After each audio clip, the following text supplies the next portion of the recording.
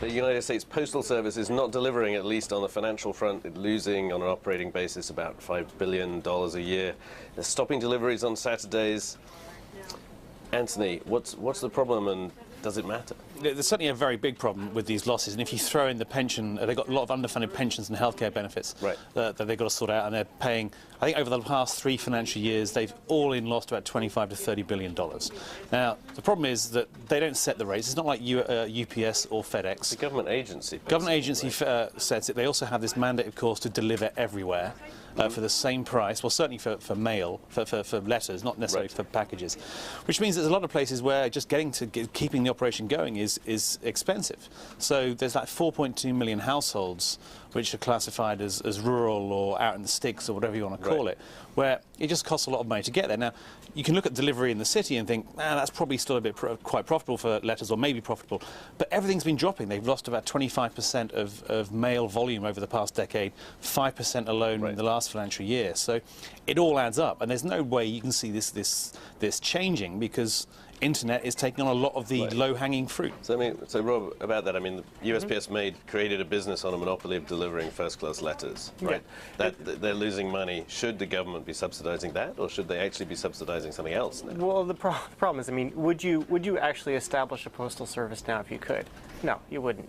There's no reason to do this kind of thing. So what would you do instead? Well, you should probably subsidize internet access and computers if you want to for the rural population.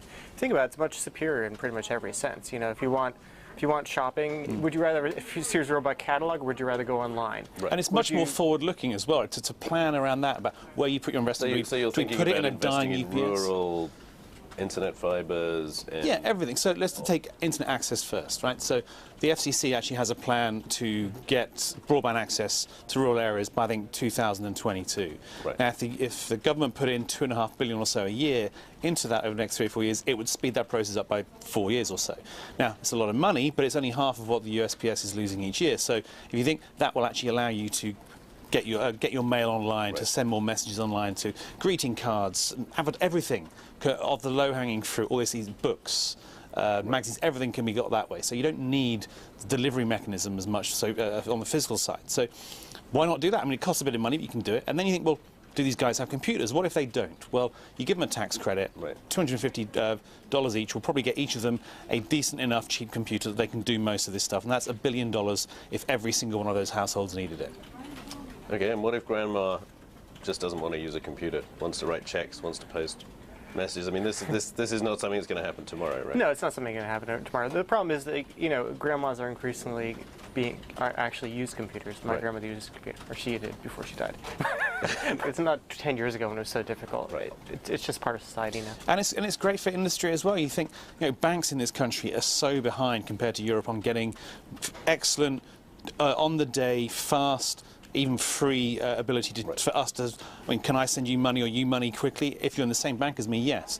But otherwise, no. Can I send money easily and on the day to my credit card company, to my utility company? Well, it's getting there. Okay. But if you actually take away some of this last remaining areas of places where people still need to send things by mail, then maybe that speeds it up a bit, and the banks and utility companies and others get better. Okay, we can always hope. We'll leave it there.